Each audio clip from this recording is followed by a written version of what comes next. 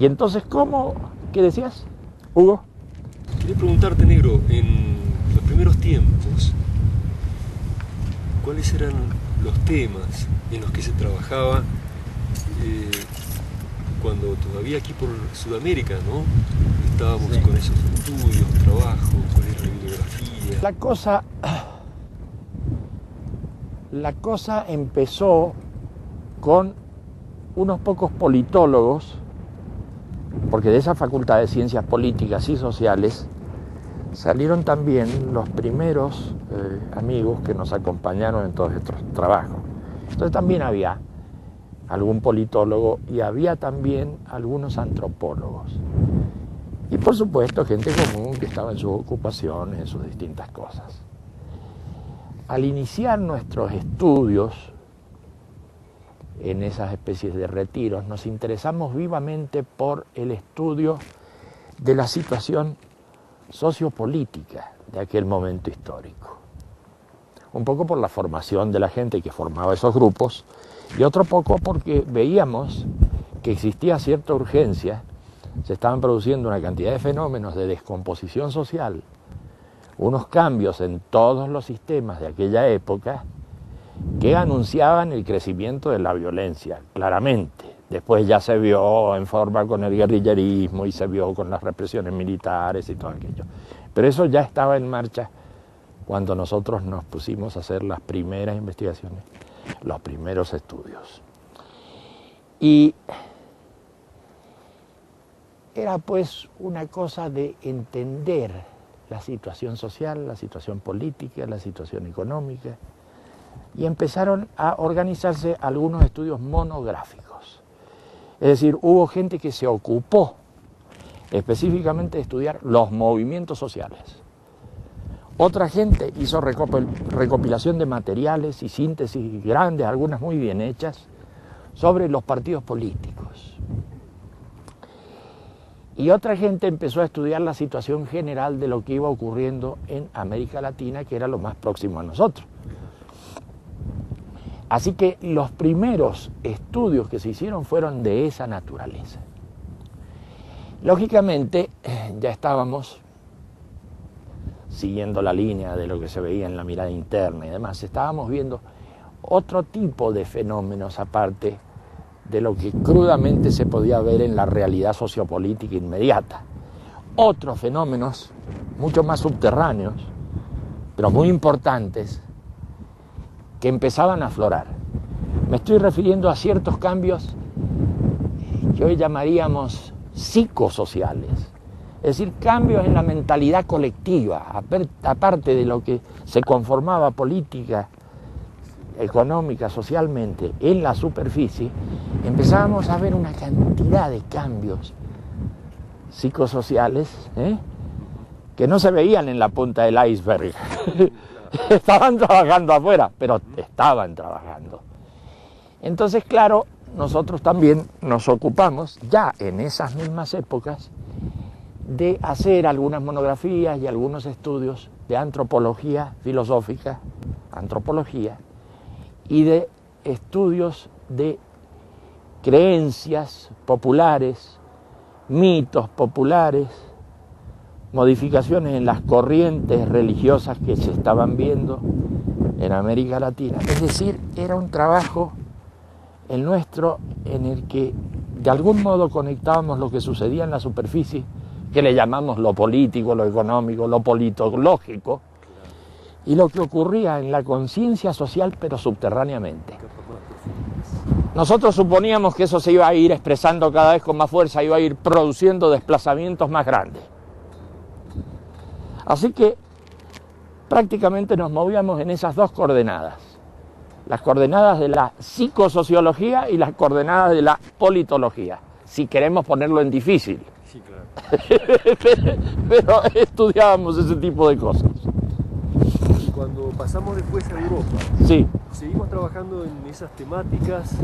Seguimos trabajando siempre en lo que empezamos a trabajar, en algunos puntos, lo seguimos trabajando después. Pero cuando pasábamos de una etapa a otra, la anterior no desaparecía. Claro. Se seguía trabajando y se sumaba otra que era la que se ponía de moda, por así decir. ¿No es cierto? Y así fuimos pasando por varias etapas hasta que terminamos los trabajos y los estudios de los centros de estudio, centros de trabajo, los lugares de retiro, etcétera. Pasamos por unas 2 o 3 etapas. En Europa ya estábamos trabajando mucho más intensamente porque necesitábamos contar con aparaterío adecuado para esas investigaciones. Estábamos trabajando también en la cosa psicosocial, pero ya en unas investigaciones bastante extrañas, por así decirte. Eran las investigaciones del fenómeno paranormal. Se trabajó y se estudió mucho el fenómeno paranormal. Había un aparaterío bastante sofisticado y bastante complicado para la época. Nos equipamos suficientemente en Corfú y tomamos la bibliografía y algunos contactos que existían de gente que estaba estudiando esos problemas, particularmente lo que estaban estudiando en la Universidad de Duke, a través de unos señores, Ryan y Prats, que terminaron siendo básicamente un fraude. Así que ya empezamos mal con la investigación de los fenómenos paranormales. Por otro lado, las investigaciones de Vasiliev en Rusia eran importantes, pero estaban mal controladas. De manera que, viendo lo que sucedían en los lugares más importantes, digamos, de esas investigaciones, empezamos a hacer las investigaciones por nuestra cuenta.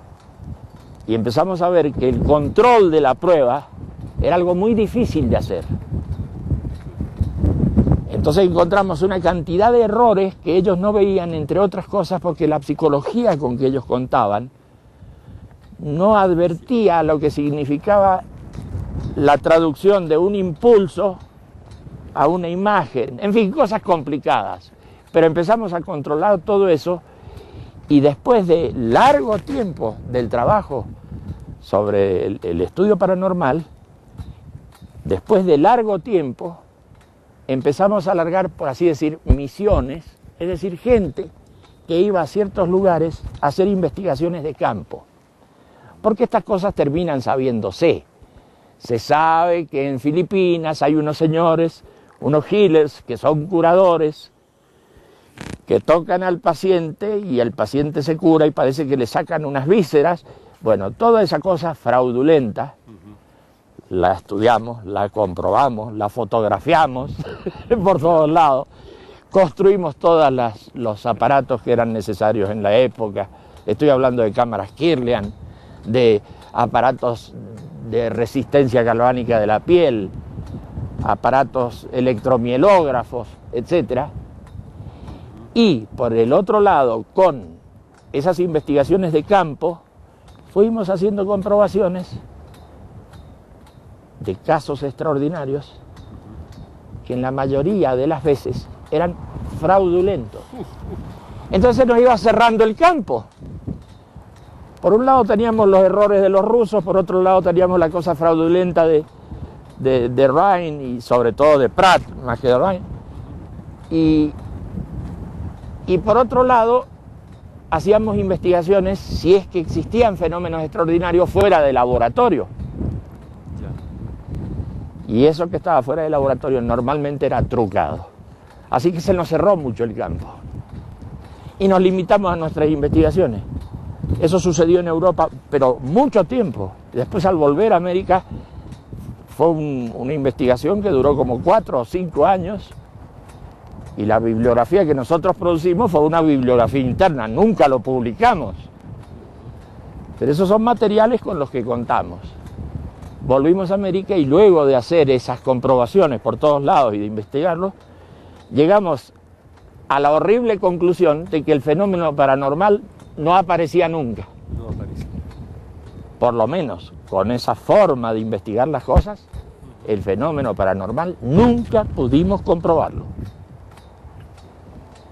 Entonces, pusimos al fenómeno paranormal en el costado cuando se trataban de dar explicaciones espiritualistas o explicaciones especiales, explicaciones que contemplaban el fenómeno de los ovnis y todo aquello, los pusimos de costado.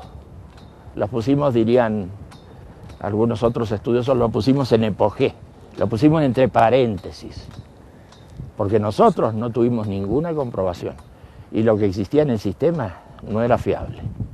Así que ya ves, esa fue una investigación que se agregó a lo que veníamos trabajando sobre el fenómeno politológico y el fenómeno psicosocial. Esto tenía mucho que ver con el fenómeno psicosocial. Se producían perturbaciones muy grandes con estas historias de dimes y diretes, de rumores, de ovnis, de cosas raras.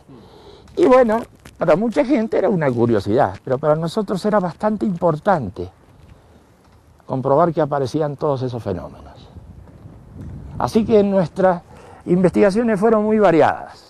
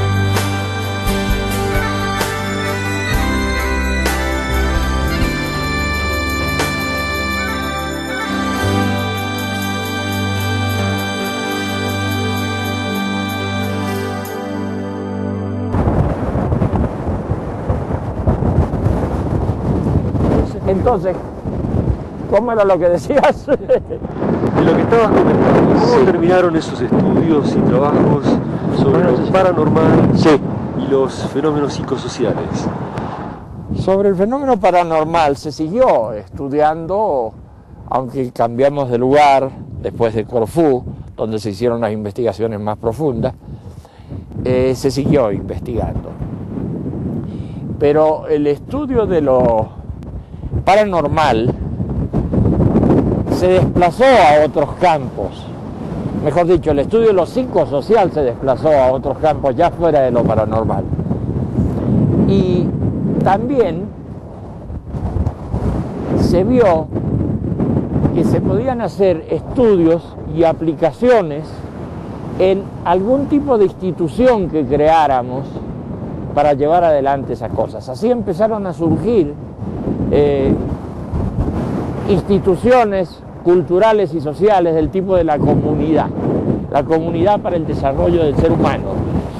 La comunidad sirvió para tomar contacto con una cantidad de otras instituciones y poder intercambiar con esas otras instituciones una cantidad de conocimientos que nosotros habíamos logrado en ese campo. Muchos psicólogos y muchos sociólogos empezó a adherir a este tipo de institución y empezamos a hacer intercambios y a interesarnos por nuevos trabajos. Así que lo psicosocial y lo social tomó relevancia a través de esas instituciones, pero siempre seguíamos con todos los otros trabajos adelante.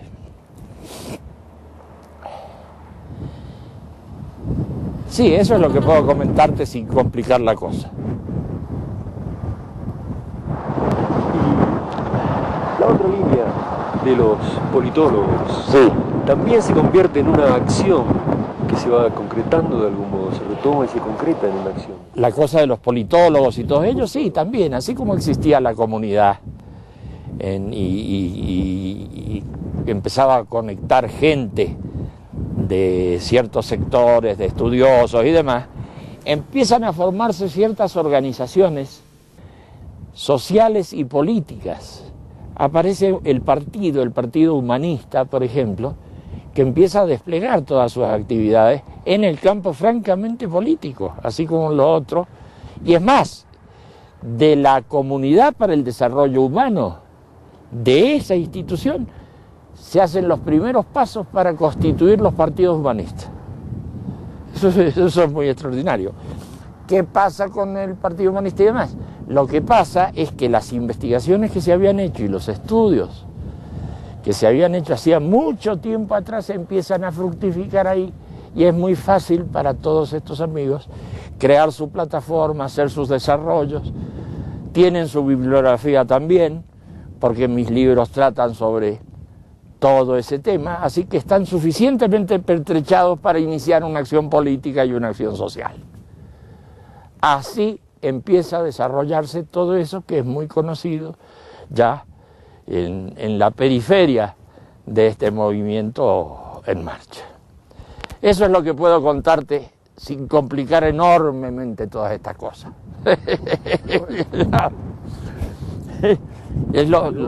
Solo aquello de la imagen, de la teoría de la imagen. Sí, la teoría de la imagen fue una consecuencia de los estudios psicológicos, porque fue algo inesperado en realidad. Al andar cuidando, tomando muchos recaudos para que las pruebas que nosotros hacíamos se pudieran demostrar bien, para que no hubiera errores, tuvimos que estudiar demasiados detalles. Y al estudiar esos detalles empezamos a ver fenómenos de traducción de impulsos y cosas semejantes, y empezamos a estudiar la imagen. Ahí se desarrolla la teoría de la imagen. La teoría de la imagen da lugar a la teoría del espacio de representación. Y eso es una teoría psicológica compleja que hoy unos pocos ya están incorporando al ámbito de lo oficial en materia de psicología. Eso sí, eso ocurre con la teoría de la imagen y con la teoría de la traducción de impulsos. Sí, por supuesto. Así que no se paró eso de ninguna manera. Estábamos hablando, hace un poco tiempo, estábamos hablando de lo que había pasado en el campo de lo social. A través de la comunidad, a través de los partidos, etcétera. Sí, pero no se dejaban de lado las otras investigaciones. Claro que siguieron y siguieron adelante y siguieron fuerte. Eso es así.